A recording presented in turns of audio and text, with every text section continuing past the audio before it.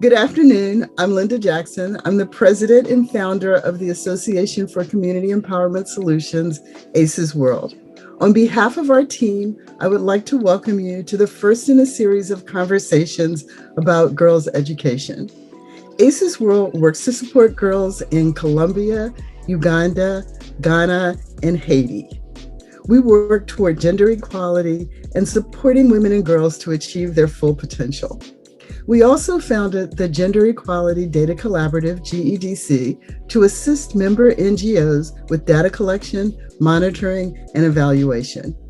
If you have any questions during our conversation, please feel free to place those in the chat. We are pleased to host this conversation with Christina Kwauk, non-resident fellow, Global Economy Development, Center for Universal Education at the Brookings Institution, a nonprofit public policy organization based in Washington, D.C. Christina is a social scientist with a current interdisciplinary focus on education and climate action. She is an expert in girls' education in developing countries, 21st century skills and youth empowerment, sports for development, and the intersection of gender, education, and climate change. Christina is the author of a recent blog published by Brookings, Why is Girls' Education Important for Climate Action? Thank you so much for joining us today, Christina. Thank you for having me today. So I'd like to begin by asking you the question that was posed in your article. Why is girls' education important for climate action, specifically in low and middle income countries? Yeah, well, I think it's very clear today that climate change has a disproportionate impact on the most vulnerable around the world. And oftentimes when we're looking at low and middle income countries, the most vulnerable happen to be girls and women. So we know that, climate change has a disproportionately negative impact on them, whether that it means because of drought, for example, girls and women have to spend longer time trying to find water sources where they might be. It might mean that in cases of drought-induced famine, that household income and livelihoods are affected, so that households have to make decisions to really try to help their families survive. And sometimes that means needing to find a way to offload a mouth to feed. And sometimes that means, if a dowry from marrying off a girl early means more income for them, that's a really hard choice that some families have to make. And it has long-term life-altering consequences for girls. And the list goes on, in terms of their, education being disrupted, their transition into womanhood being, rapidly quickened, and their, beginning of childbearing starting much earlier. So we know that climate change has this kind of an impact on girls and women, but at the same time, we also understand that an investment in girls' education is a powerful investment. Its ripple effects extend beyond the girl herself and are felt in her family, her future family, if she so chooses to have one, her community, her country, right? We understand that it has great impacts, not only on her ability to be more economically empowered, but also to achieve greater health outcomes for herself and her future family as well. So we understand that, but we don't look too much at the research or the emerging evidence around why an investment in girls' education is actually good in our efforts to address climate change. And research shows that there are three really powerful ways that an investment in girls' education does address climate change. And that's one, first, empowering her to take greater control over her own reproductive life, understand the concepts of, whether that's family planning, or understand have access to comprehensive sexuality education or puberty education. So that's one area, and that's, girls' empowerment there. A second area is that girls' formal education is a fundamental requirement and a necessity to really enabling her to take on leadership positions in the future, whether that's formal leadership positions, political leadership positions. And those political decision-making power, once in the hands of women, has very important environmental consequences.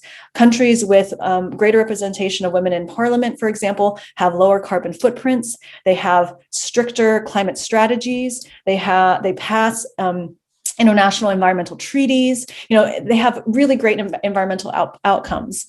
Yet, we don't see girls or women in leadership unless, they have had a chance to have an education.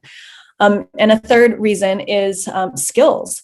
An investment in girls' education is the direct pathway to developing critical green skills for a green economy. If we want to see more women driving innovation and leading a transition to a green economy, we need to ensure that she has the skills needed by these kinds of jobs, or else we're going to see girls and women at the fringes of the green economy, just as they have been in our present fossil fuel driven economy. Well, thank you, Christina. That was a great answer. So in a companion report you wrote earlier this year, A New Green Learning Agenda, Approaches to Quality Education for Climate Action, you developed a green skills framework, which you mentioned in your previous response. How can organizations include climate leadership in their programs and help girls to build their transformative capacity? Yeah, so I think oftentimes when we think about green skills, we typically think about technical skills. We think about wind turbine technicians, or we think about solar power installers. But the thing with green skills and this new framework is really encouraging actors to expand their conceptualization of green skills beyond the specific capacities, to also think about the generic capacities and the transformative capacities. And that's where organizations beyond your technical and vocational education and training organizations step in. It's really thinking about how do we address the generic capacities to leadership, to negotiation, critical thinking, problem solving, these sorts of generic breadth of skills capacities that are really critical for really enabling people to see with sort of green tinted lenses, how, see the world through a greener perspective and to behave in ways that are greener. And so that's critical for sort of orienting our approach to skills development, to really thinking about how do we align skills to sustainability and to climate action. And then when we get into the transformative capacities, that's really where some of these leadership pieces, collective action, political agency, negotiating power, recognizing dynamics of power, and really, getting into some of these critical transformative skills are really important for organizations that are working on life skills, for example. And it's really about kind of making that connection beyond how we currently conceptualize green skills, to really thinking about how a broader breadth of skills are critical for increasing the adaptive capacity of individuals and the climate resilience of individuals as well. So I think there's many ways to at least align green skills to the work that presently organizations are focusing on. Thank you. And I think you're absolutely right in that. As we've begun to develop a new program, we've looked at this intersection of vocational skills, of life skills, and of green skills. And there's certainly a tremendous amount of intersection and overlap there. So ACESworld GEDC works with many NGOs in low and middle income countries. How can they best communicate the urgency to invest in girls' education to combat this climate crisis that we're facing? And I think I'm framing that question kind of with the backdrop that we already know so much about the importance of girls' education, and that even that hasn't really been able to significantly move the needle. Yeah, well, I think when it comes to organizations that are working on climate action, perhaps the drawback and sort of the, I guess, a benefit is that, these organizations are often really focused on greenhouse gas numbers. They're focused on carbon reduction. Really, even when you look at climate financing goes really to those interventions that, at least in terms of research modeling and research outputs, demonstrate a deep impact on our ability to reduce carbon emissions. So, that's good in terms of really helping to focus attention and to focus dollars, but it is also has a drawback in that it doesn't allow us to really attend to those sociological innovations that are harder to measure direct carbon impact. And that's really where education comes in, and especially girls' education. So I think, one of the things is really to try to draw on what existing evidence there is around a carbon impact of education investments. Project Drawdown, for example, has modeled sort of the carbon impact of an investment in girls' education and family planning together, and has listed that in their current projections or the current modeling as a number 2 solution, right after reducing food waste. And that together, if girls' education and family planning were invested, broadly around the world, that we could potentially reduce carbon reductions by about 85 gigatons by 2050. But then there's also emerging research that shows that a quality education, because the Project Drawdown model is looking really at access, right? So access to education and access to family planning. But if we want to understand the quality of education, we have emerging studies that show that that there is a carbon impact there that we can potentially track.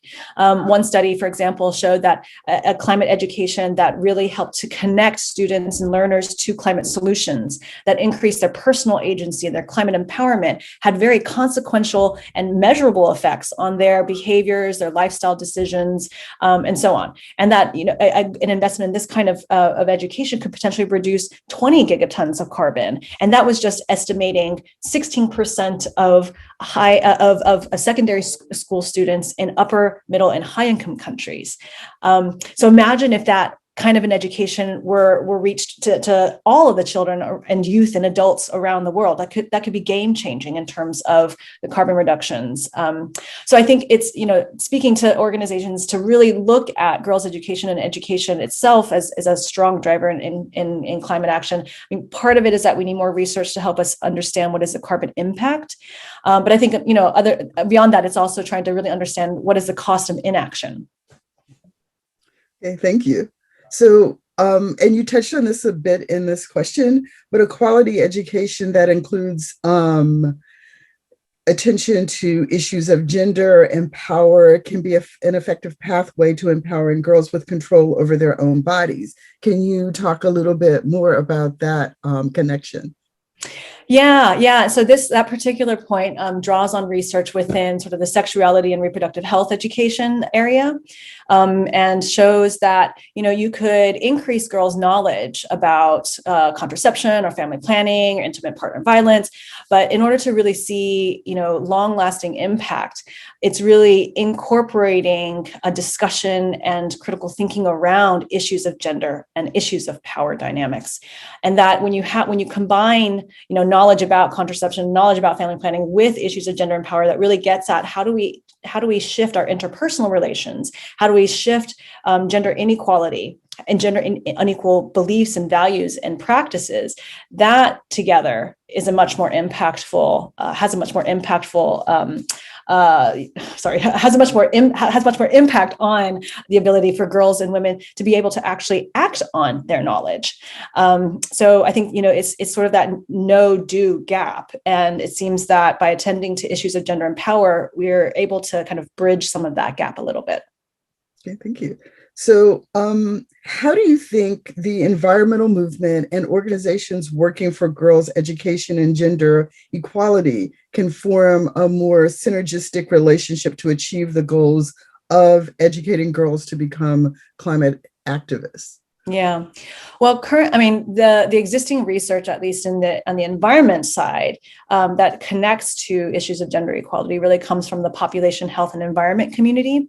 So organizations that are focused on conservation efforts and linking that to population issues and seeing the importance of not only educated women, but women who also have access to family planning. Excuse me. So we already see that there are some inklings of connection and synergy. But I think what needs to happen a little bit more is to go beyond just addressing the education and family planning of women, but really thinking about starting much earlier when girls are girls, when women are girls, because these ideas and these practices and these beliefs and these worldviews are formulated at a much earlier time. And if we're only sort of addressing women in some way where it's a Band-Aid solution, it's addressing things too late, it's not taking into account, years of accumulated sort of psychological impact of being denied their rights and denied their education. So I think on the environment side and on the climate side, it's really trying to make those connections, that it's not just, the inclusion of women that's needed in the work that they do, and that would then allow them to achieve their goals, but it's really thinking about these are entrenched, long-term, embedded, deeply embedded gender norms and gender practices that need to be addressed much earlier on, to really transform systems so that they don't need to be addressing adult women's education, adult women's family planning, because it will already be embedded in the way that communities and societies think. Okay. All right. So I guess what will unfortunately be our last question. Many small NGOs struggle to identify funding for more comprehensive girls' education programs. What do you see as the role of the philanthropic community to promote skills for green jobs? Yeah, I mean, the philanthropic community definitely needs to be brought into this space, for sure. They hold the purse to a lot of our ability to achieve gender equality and climate action. I think the challenge, though, is that when you look at climate financing, this is especially the case, is that donors, philanthropy, and donor organizations and donor governments have very siloed budgets when it comes to what they are actually investing in.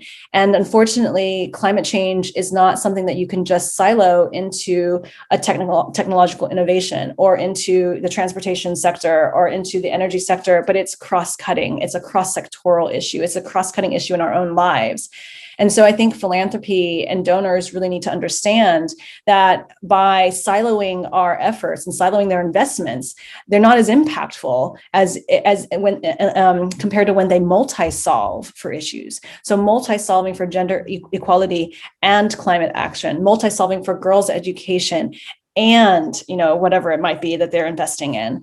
And I think it's really being able to speak at these intersections and speaking about the importance of cross-sectoral approaches to climate action that will hopefully help at least create some funds within their budget lines that are focused on cross-sectoral action. Okay, thank you. So I know that this is one of the issues that we've struggled with as we've tried to create more comprehensive projects, that funding for comprehensive projects seems to be a lot more limited, that in fact they are siloed. I want to really thank you for the time that you've given us. Everything that you've shared with us has been quite insightful. And hopefully we'll get a chance to talk to you sometime again in the near future. Great. So thank you very much, Christina. Yeah, it's been my pleasure. Take care, everyone. All right.